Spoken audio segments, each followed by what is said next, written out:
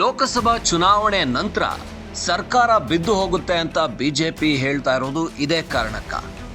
ಲೋಕಸಭಾ ಫಲಿತಾಂಶವನ್ನ ಆಧರಿಸಿ ಸಚಿವ ಸಂಪುಟದಲ್ಲಿ ಸರ್ಜರಿಯಾಗುವ ಸಾಧ್ಯತೆಗಳು ನಿಚ್ಚಳವಾಗಿ ಕಾಣ್ತಾ ಇವೆ. ಹಲವು ಸಚಿವರು ತಮ್ಮ ಮಕ್ಕಳನ್ನ ಕಣಕ್ಕಿಳಿಸಿದ್ದಾರೆ. ಅವರನ್ನ ಗೆಲ್ಲಿಸಿಕೊಂಡು ಬರ್ತೀವಿ ಅನ್ನೋ ಜವಾಬ್ದಾರಿಯನ್ನು ಕೂಡ ಹೊತ್ಕೊಂಡಿದ್ದಾರೆ. ಹಾಗಾದ್ರೆ ಸಚಿವರ ಮಕ್ಕಳು ಸೋತು ಹೋದ್ರೆ ಅವರ ತಲೆದಂಡ ಆಗುತ್ತಾ? ಕಾಂಗ್ರೆಸ್ನಿಂದ ಯಾವ ರೀತಿಯ ಸೂತ್ರ ಇದಕ್ಕೆ ತಯಾರಾಗಿದೆ? ಇಲ್ಲಿ ಸಚಿವರ ತಲೆದಂಡ ಆಗಿದ್ದೆ ಆದ್ರೆ ಅವರು ಮುನಿಸಿಕೊಂಡು ಕಾಂಗ್ರೆಸ್ನಲ್ಲಿ ಭಿನ್ನಮತ ಶುರುವಾಗಿ ಕಾಂಗ್ರೆಸ್ ಇಬ್ಬಾಗವಾಗಿ ಹೊಸ ಸರ್ಕಾರ ರಚನೆ ಆಗೋದಿಕ್ಕೆ ಸಾಧ್ಯ ಕಾರಣ ಆಗುತ್ತಾ? ಈ ಚರ್ಚೆಗಳು ಸದ್ಯ ಜೂನ್ 4ರ ಮೊದಲೇ ಶುರುವಾಗಿವೆ. ಜೂನ್ 4ಕ್ಕೆ ಫಲಿತಾಂಶದ ಬಳಿಕ ಸಚಿವ ಸಂಪುಟದ ಪುನರ್ರಚನೆಗೆ ಕಸರತ್ತು ಶುರುವಾಗುತ್ತೆ. ಯಾಕಂದ್ರೆ 136 ಶಾಸಕರು ಗೆದ್ದಿರುವಂತ ಕಾಂಗ್ರೆಸ್ ಬಹಳಷ್ಟು ಹಿರಿಯ ಶಾಸಕರು ಬೇಡಿಕೆಯನ್ನಿಟ್ಟಿದ್ರು ಸಚಿವ ಸ್ಥಾನ ಬೇಕು ಅಂತ.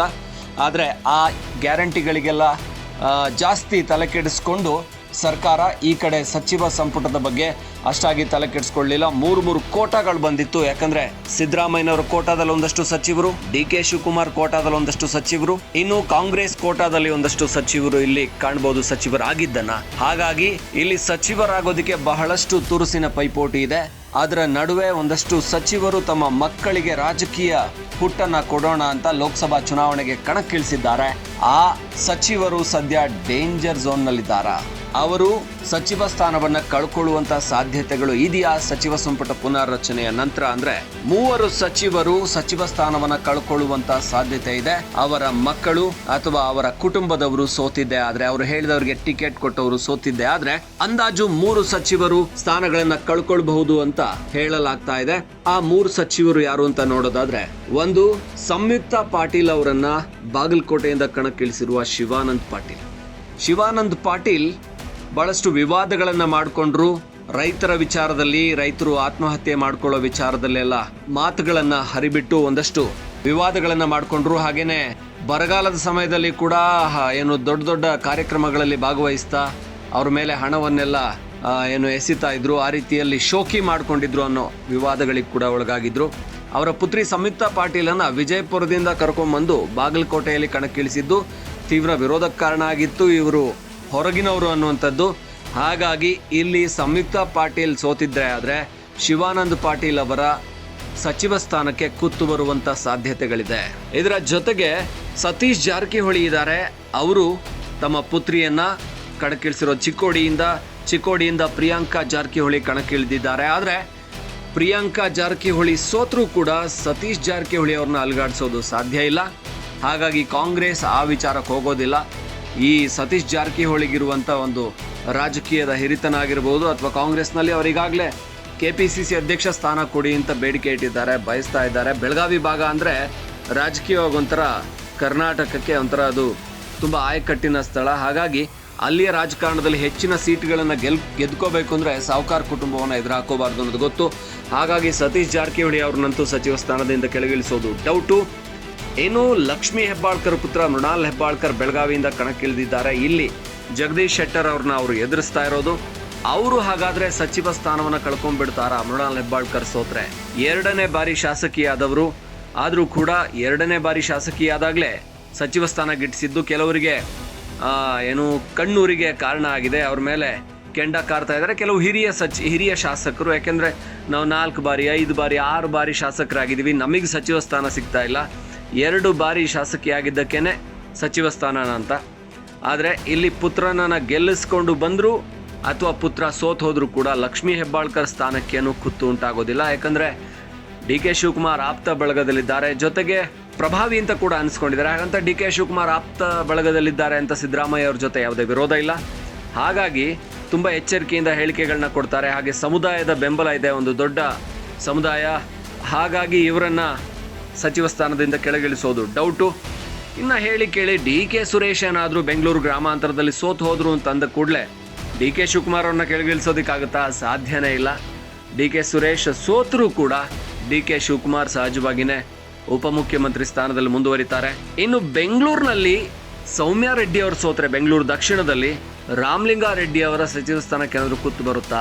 ಈ ಚರ್ಚೆಗಳು ನಡೀತಾ ಇದೆ. ಆದರೆ ರಾಮಲಿಂಗಾರೆಡ್ಡಿ ಬೆಂಗಳೂರಿನ ಹಿರಿಯ ಸಚಿವರು, ಅವರು ಈ ಭಾಗದಲ್ಲಿ ಹೆಚ್ಚಿನ ಪ್ರಭಾವವನ್ನು ಹೊಂದಿರುವಂಥವರು. 2-3 ಕ್ಷೇತ್ರಗಳಲ್ಲಿ ಬೆಂಗಳೂರಿನ ಜಯನಗರ ಹಾಗೆ BTM ಆಗಿರ್ಬೋದು ಅಥವಾ ಉತ್ತರಹಳ್ಳಿ, ಬಹಳ ಈ ಭಾಗದಲ್ಲಿ ಬೆಂಗಳೂರು ದಕ್ಷಿಣ ಈ ಭಾಗದಲ್ಲಿ ಹೆಚ್ಚಿನ ಪ್ರಭಾವವನ್ನು ಹೊಂದಿರುವಂಥ ಶಾಸಕರು. ಹಾಗಾಗಿ ಅವರಿಂದ ಒಂದು ದೊಡ್ಡ ಶಕ್ತಿ ಕಾಂಗ್ರೆಸ್ಗಿದೆ. ಅವರನ್ನು ಕೂಡ ಬಹುಶಃ ಸೌಮ್ಯ ರೆಡ್ಡಿ ಸೋತಿದ್ದೇ ಆದರೂ ಕೂಡ ಅವ್ರನ್ನ ಸಚಿವ ಸ್ಥಾನದಿಂದ ಕೆಳಗಿಳಿಸೋ ಸಾಧ್ಯತೆಗಳು ಕಾಣಿಸ್ತಾ ಇಲ್ಲ.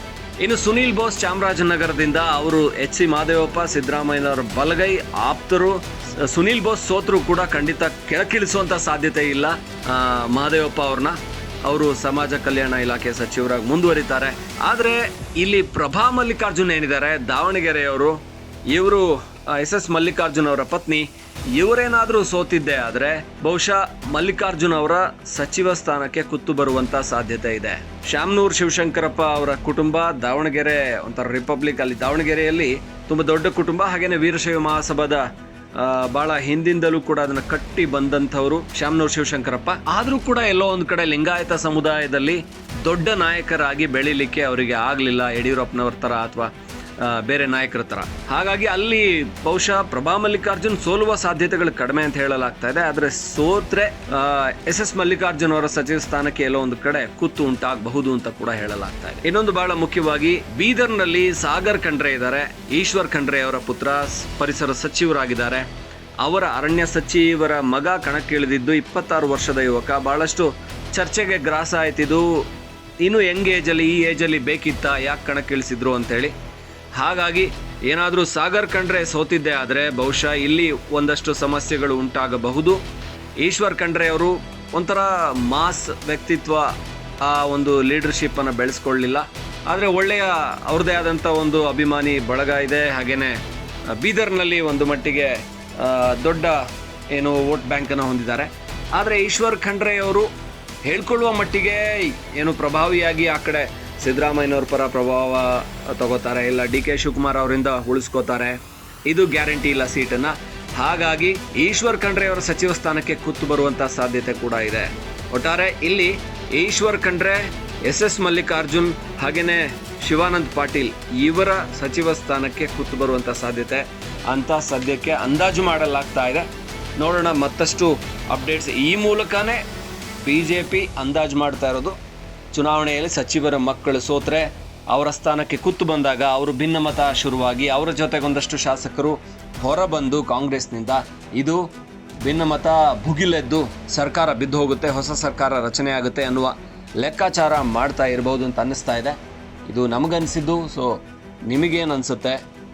ಏನಾದರೂ ಬದಲಾವಣೆ ಸಾಧ್ಯತೆ ಇದೆಯಾ, ಅಥವಾ ಸಿದ್ದರಾಮಯ್ಯನವರ ಸರ್ಕಾರ ಸುಭದ್ರವಾಗಿ ನಡೆಯುತ್ತಾ? ಯಾಕೆಂದರೆ ನಾವು ಸಿದ್ದರಾಮಯ್ಯನವ್ರ ವಿರೋಧಿಗಳು ಅಲ್ಲ, ಆ ಕಡೆ BJP ಪರನೂ ಅಲ್ಲ. ನೀವು ಇದು ಕಮೆಂಟ್ ಮಾಡಿ, ಇದು ಕಾಂಗ್ರೆಸ್ ಚಾನಲ್, ಇದು BJP ಚಾನಲ್ ಅಂತೆಲ್ಲ ಹೇಳ್ತೀರಾ. ಬಟ್ ನಮ್ಮದು ಆ ಥರ ಲೆಕ್ಕಾಚಾರ ಇಲ್ಲ. ನಾವು ಇದ್ದ ವಿಷಯ ನಿಮ್ಮ ಮುಂದೆ ಇಡುವಂಥ ಪ್ರಯತ್ನ ಮಾಡಿದ್ದೀವಿ. ಮತ್ತಷ್ಟು ಈ ರೀತಿಯ ಸುದ್ದಿಗಳ ಮೂಲಕ ಬರ್ತಾ ಇರ್ತೀವಿ. ವಿಚಾರ ವಿಶ್ಲೇಷಣೆಗಳ ಜೊತೆ ನೋಡ್ತಾ ಇರಿ ಒನ್ ಇಂಡಿಯಾ ಕನ್ನಡ.